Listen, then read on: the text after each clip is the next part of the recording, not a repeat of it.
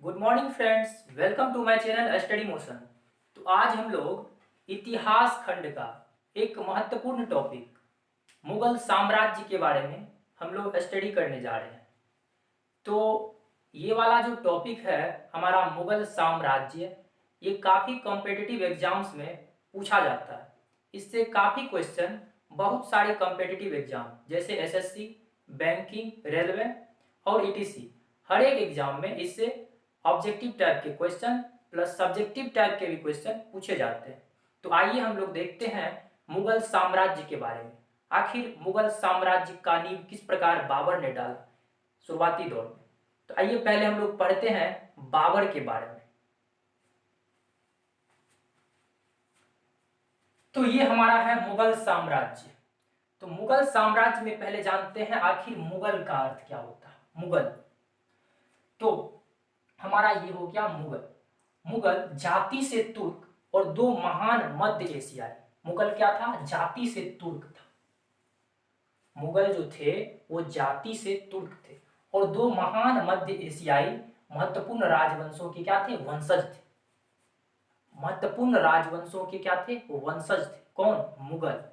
तो अगर पूछा जाए कि मुगल कौन थे, तो मुगल जाति से तुर्क और दो महान मध्य एशियाई महत्वपूर्ण राजवंशों के वंशज थे। अब मुगल के बारे में एक और टर्म्स आता है कि माता की ओर से मंगोल शासक चंगेज खां के उत्तराधिकारी।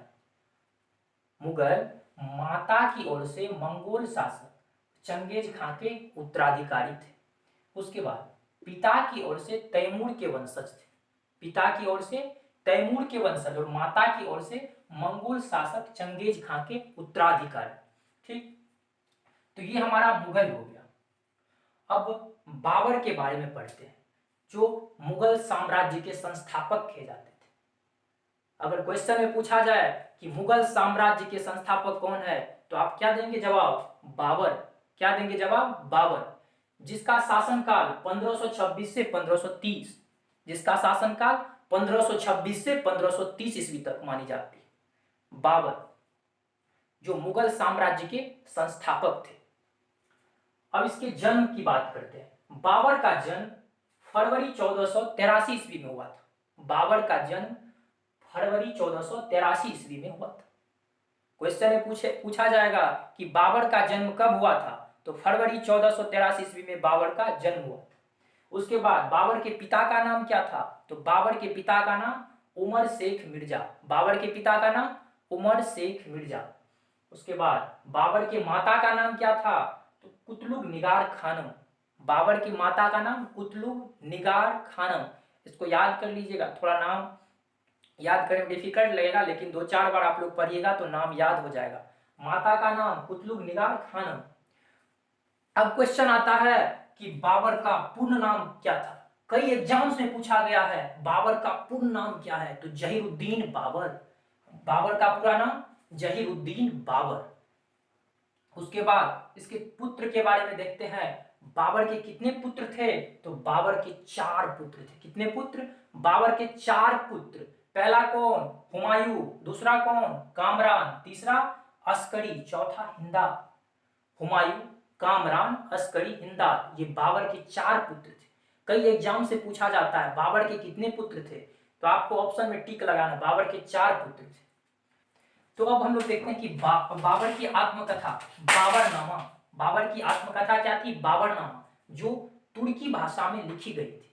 अब बाबर अपनी आत्मकथा बाबरनामा में लिखता है, क्या लिखता है कि जिस समय बाबर ने हिंदुस्तान पर विजय पाया था, हिंदुस्तान पर विजय पाया था, तो उस समय हिंदुस्तान का जो शासन था वो एक सम्राट के अधीन नहीं था।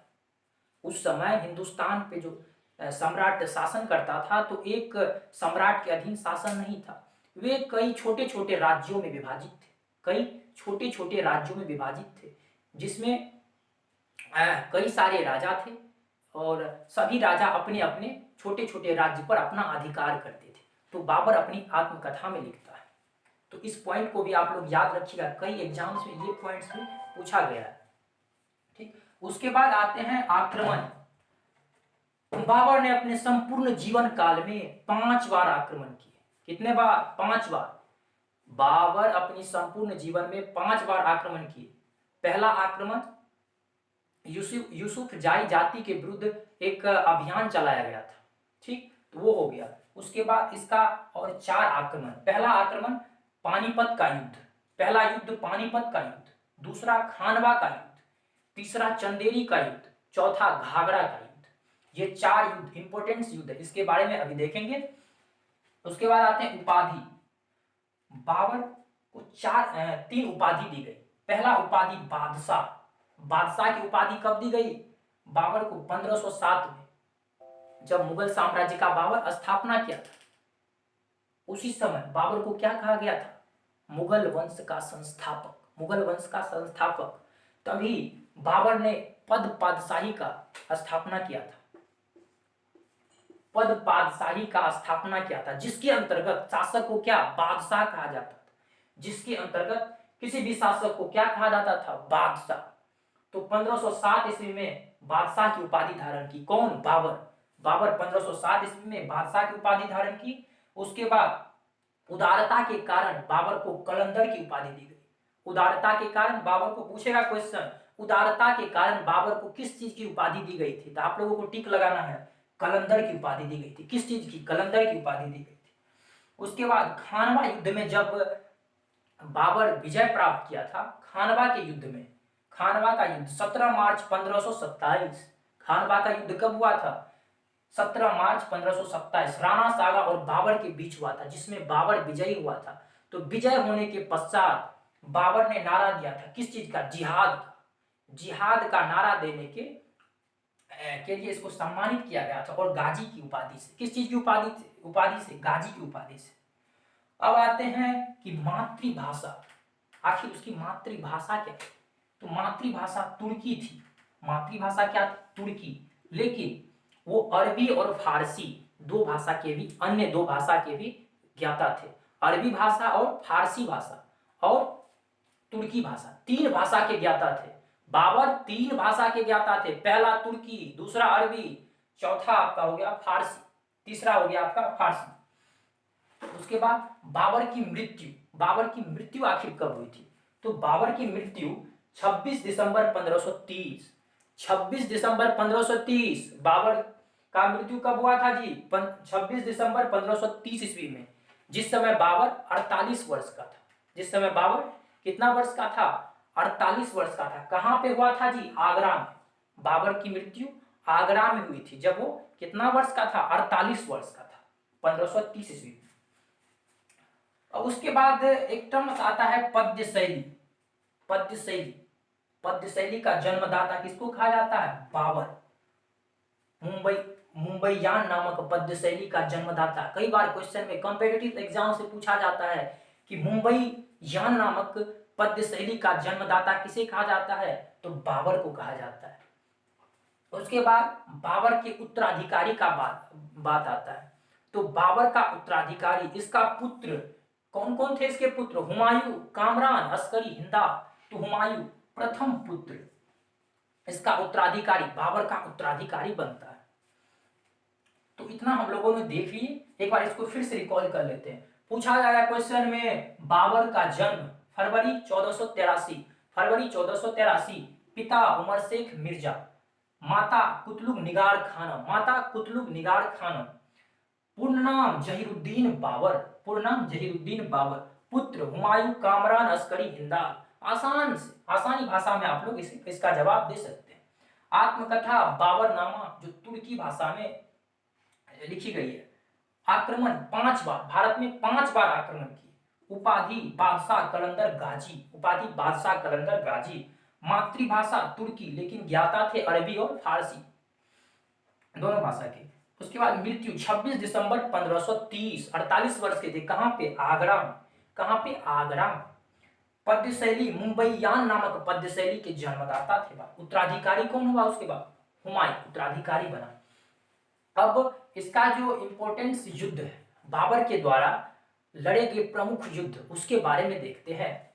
तो पानीपत का प्रथम युद्ध, पहला है पानीपत का प्रथम युद्ध, दूसरा है खानवा का युद्ध, तीसरा है चंदेरी का युद्ध, चौथा है घाघरा का युद्ध। पानीपत प्रथम, खानवा चंदेरी और घाघरा, ये 4 युद्ध इंपॉर्टेंट, कई एग्जाम्स में पूछा गया है। ये चारों युद्ध को आप लोग ध्यान में रखिएगा। पहला पानीपत, दूसरा खानवा, तीसरा चंदेरी, चौथा घाघरा। अब इसका वर्ष देखते हैं। तो पानीपत का प्रथम युद्ध हुआ था 21 अप्रैल 1526 में।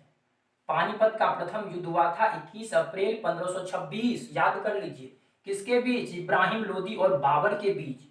तो विजयी कौन हुआ था? बाबर विजयी हुआ था। उसके बाद दूसरा खानवा का युद्ध 17 मार्च 1527। 17 मार्च 1527 किसके बीच? राणा सागा और बाबर के बीच, इसमें भी बाबर विजयी हुआ। तीसरा युद्ध चंदेरी का युद्ध 29 जनवरी 1528 को मेदिनी राय व बाबर के बीच, किसके किसके बीच? मेदिनी राय और बाबर के बीच, इसमें बाबर विजयी हुआ। उसके बाद घाघरा का युद्ध 6 मई 1529 अफगानों और बाबर के बीच, जिसमें बाबर विजयी हुआ। अब इसको याद रखने का एक छोटा सा ट्रिक्स है दोस्तों। तो वैसे ट्रिक्स को ज्यादा आप लोग याद नहीं रखिएगा, इसको बार बार प्रैक्टिस कीजिएगा तो दिमाग में सेट हो जाएगा। वैसे ट्रिक्स कोई चीज होती नहीं है, वो खुद से बन जाती है। तो एक ट्रिक्स है, प्रचलित ट्रिक्स, पान खा चल घर, पान खा चल घर, पा से पानीपत, खा से खानवा, चौ से चंदेरी, घ से घाघरा। तो ये छोटा सा ट्रिक आप लोग याद रख सकते हैं। अगर याद नहीं हो रहा है, पान खा चल घर, घर चल नहीं, चल घर, चल घर। उसके बाद आपको अगर वर्ष याद रखना है तो ये सारा वर्ष हो गया। देखिए वर्ष 26, 27, 28, 29, 26, 27, 28, 29, बस इसको याद रखना है, 26, 27, 28, 29। उसके बाद परिणाम के बारे में पूछा जाए, कोई भी युद्ध पूछा जाए, चंदेरी बोल देगा कि चंदेरी का जब युद्ध हुआ था तो उसमें कौन विजयी हुआ था, तो डायरेक्ट टिक लगा देना है। कौन? अकबर नहीं, बाबर। कौन? बाबर। बाबर विजयी हुआ था, नहीं अभी अकबर नहीं, पहले बाबर। चारों युद्ध में बाबर विजयी हुआ था। ठीक, तो क्या टिक लगाना है? बाबर। तो ये सारा जितना भी टर्म्स था सभी के बारे में हम लोग बेसिक रूप से अभी जानकारी प्राप्त किए। इसका बृहद फॉर्म भी है जो बाद में हम लोग अन्य वीडियो में इसको कवर करेंगे। तो फिलहाल ऑब्जेक्टिव टाइप जितना भी क्वेश्चन अगर बाबर के बारे में पूछा जाएगा तो बस इतना ही है, इससे बाहर कुछ ऑब्जेक्टिव पूछा ही नहीं जा सकता है। तो जितना भी ऑब्जेक्टिव टाइप क्वेश्चन बनेगा इसी के अंतर्गत बनाया जाएगा। तो दोस्तों आपसे उम्मीद करता हूं कि ये वीडियो आप लोगों को काफी अच्छा लगा होगा। जो इतिहास खंड का अभी हम लोग मुगल साम्राज्य बाबर के बारे में स्टडी किए, अब इसका नेक्स्ट वीडियो में हम लोग हुमायूं के बारे में स्टडी करेंगे। बाबर का उत्तराधिकारी बना कौन? हुमायूं। तो अब हम लोग स्टडी करेंगे हुमायूं के बारे में। तो दोस्तों ये वीडियो आप लोगों को काफी अच्छा लगा होगा, तो प्लीज लाइक कमेंट सब्सक्राइब करना ना भूले। और हम लोग इतना मेहनत करते हैं तो आप लोगों का भी कर्तव्य बनता है कि एक लाइक कमेंट और सब्सक्राइब जरूर करें, और हो सके तो अपना सर्कल में जो भी फ्रेंड सर्कल है सभी के बीच शेयर करने का भी प्रयास करें। तो धन्यवाद।